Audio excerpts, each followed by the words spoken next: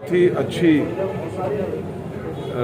ये एक बहुत ही अच्छा आयोजन है और इसमें हमारे पुलिस परिवार के लोग जो सामान्यतः बहुत बिजी भी रहते हैं और अपने स्वास्थ्य के लिए अपने परिवार परिजनों के स्वास्थ्य का तो ध्यान नहीं रख पाते हैं, तो इस कैंप के माध्यम से जिसमें करीब 30 डॉक्टर्स उपलब्ध हैं और सभी स्पेशलिटीज़ के डॉक्टर्स उपलब्ध हैं, वो अपने स्वास्थ्य के बारे में जानकारी भी कर पाएंगे और यदि किसी को कोई बीमारी है तो उसके बारे में कंसल्टेंसी भी ले पाएंगे। मैं सभी को बहुत बहुत धन्यवाद भी देता हूं और इस कैंप के सफल आयोजन की कामना करता हूं।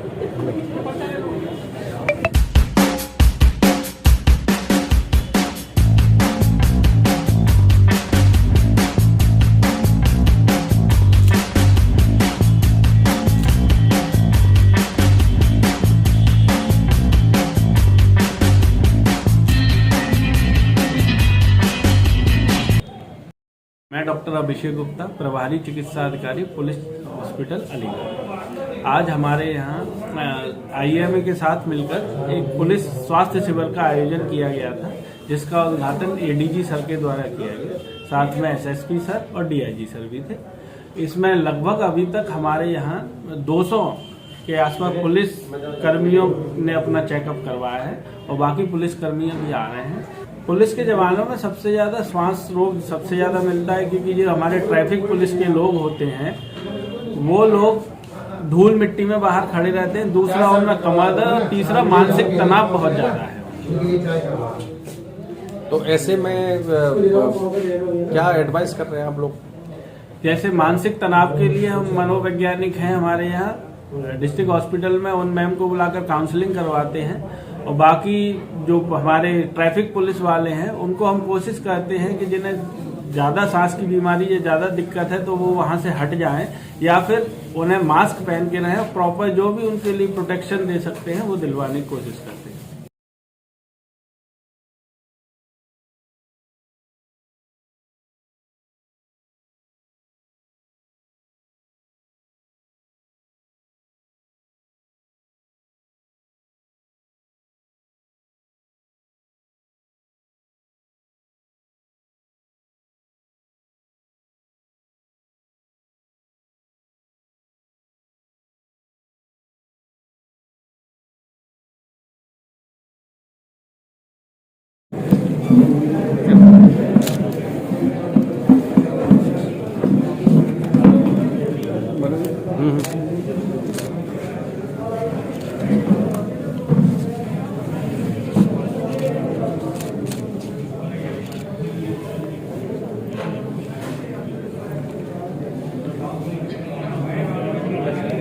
कितना है?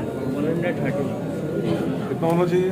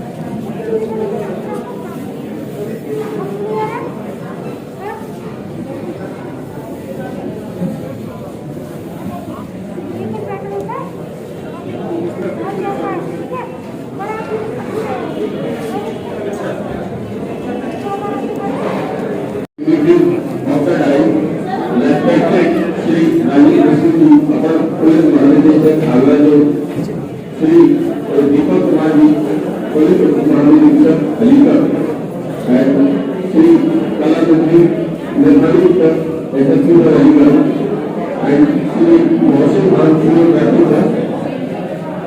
आप सभी का परिवार के पूर्व से कार्यक्रम के आयोजन के शिशु साहब और एसपी साहब और यहाँ जितने भी डॉक्टर जितने भी आए हैं, जो हमारे डॉक्टर साथी हैं, हॉस्पिटल के डिफरेंट लोग हैं जो और हेल्थ वर्कर हैं, उन सबका मैं स्वागत करता हूँ। कुछ दिन पहले भी हेल्थ केयर एसएसपी साहब के द्वारा लगाया गया था, उसमें भी आपकी भागीदारी थी। और मैं यहाँ के आगे में जो एसोसिएशन है, मेडिकल एसोसिएशन और ये डॉक्टर्स हैं, डिफरेंट हॉस्पिटल से सबका आभारी हूँ कि जब भी जरूरत पड़ती है, जब भी आवश्यकता पड़ती है, पुलिस के साथ हमेशा खड़े रहते हैं, हमेशा तत्पर रहते हैं।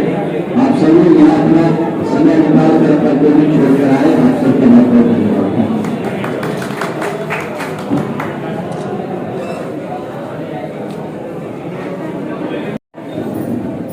पुलिस लाइन अलीगढ़ के हॉस्पिटल में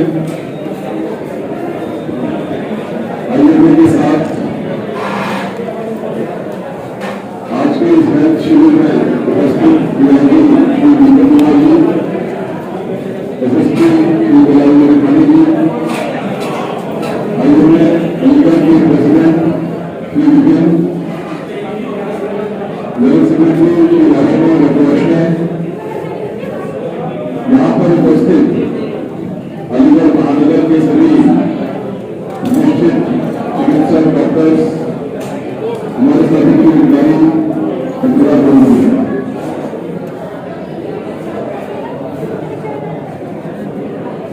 ये बहुत ही संतोष की और खुशी की बात है कि पुलिस परिवार के लिए आईएमए की तरफ से एक बहुत ही शॉर्ट नोटिस पर आपने एक मेडिकल कैंप का आयोजन किया, जिसमें सभी विभाग के, सभी क्षेत्रों के, सभी एक्सपीरियंस के डॉक्टर्स यहाँ मौजूद हैं।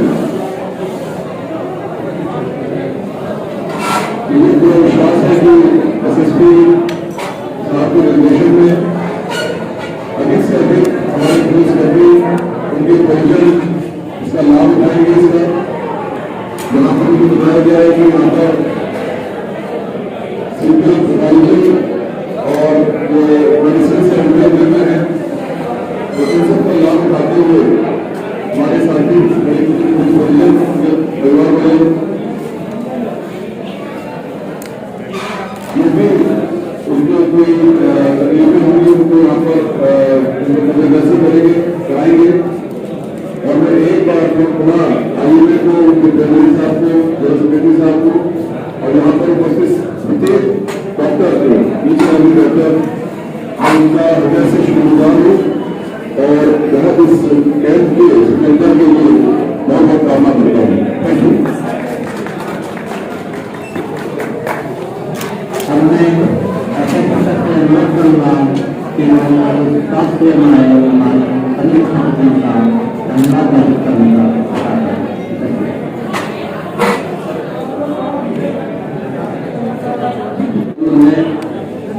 और जो चहल पहल होनी चाहिए, जो यहाँ जो चहल पहल दिख रही है उसका विभाग है।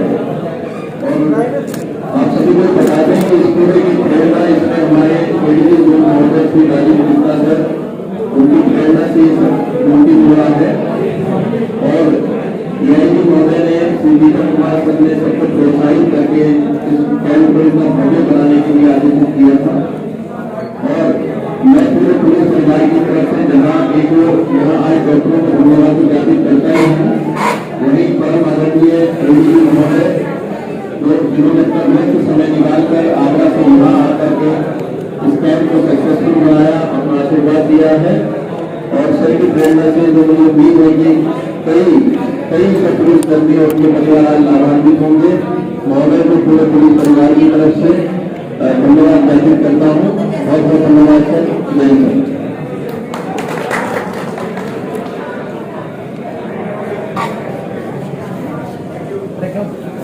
अंशु सोम है, मैं साइकोथेरेपिस्ट हूँ। मैं यहाँ जिला अलीगढ़ में मलखान सिंह जिला चिकित्सालय में बैठती हूँ, कमरा नंबर ओपीडी नंबर 6B में, जहाँ पर मानसिक स्वास्थ्य से संबंधित सभी तरीके की समस्याओं का समाधान किया जाता है। ये ओपीडी सोमवार, बुधवार और शुक्रवार सुबह 8 बजे से लेकर के दोपहर 2 बजे तक अपनी सेवाएं प्रदान करती है।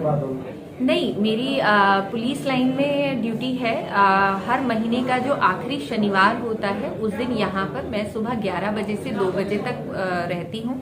और जितने भी पुलिस विभाग में कार्यरत व्यक्ति हैं, जो भी पुलिस ऑफिशियल्स हैं, वो सभी या उनके परिवार के जो भी सदस्य हैं, अगर किसी को भी किसी प्रकार की मानसिक समस्या, उलझन, या बच्चे नहीं पढ़ते लिखते हैं, या किसी के बच्चे नशा कर रहे हैं, लोग नशा करते हैं स्वयं, तो इस तरीके की समस्याओं के समाधान के लिए मैं हमेशा यहाँ प्रस्तुत रहती हूँ। और आज सेंटर इसके अलावा और भी फैकल्टीज को यहाँ पर भेजा गया है। डॉक्टर साहब, आपने बताया कि हर माह के लास्ट शनिवार को आप यहाँ पर मिलती हैं जी। तो निश्चित तौर पे आप लगातार पुलिस के जवानों से और पुलिस की फैमिली से टच में हैं। जी।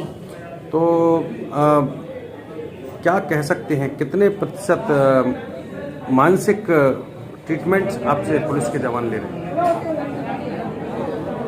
ये इस तरीके से तो कहना थोड़ा मुश्किल होगा, लेकिन मैं ये ज़रूर बताना चाहूँगी कि पुलिस की नौकरी जो है वो हाईली हेक्टिक होती है, और उनके इस हेक्टिक शेड्यूल का जो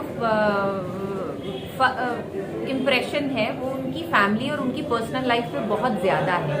पुलिस के जितने भी ऑफिशियल्स हैं उन सभी में तनाव की मात्रा नॉर्मल लोगों से कहीं ज़्यादा है, और इसको हम इन जनरल भी अगर चाहें तो उसका असेसमेंट कर सकते हैं। उनके परिवार वालों को भी मैं बुलाती हूँ और उनके विषय में, जैसे कि अगर कोई व्यक्ति अपने विषय में समस्याएं बताता है तो मैं ये बोलती हूँ कि आप अपने परिवार के किसी सदस्य को बुलवाएं, उसके बाद में बैठ करके बात करती हूँ, और फिर देखा जाता है कि किस प्रकार से उनकी थेरेपी या उनको काउंसलिंग प्रोवाइड करा करके आराम दिलाया जा सके। हम अगर प्रतिशत की बात करें तो 100 अगर लोग आपसे मिल रहे हैं उसमें लगभग कितने लोग इस तरीके की समस्या से जूझ रहे हैं? काफ़ी सारे।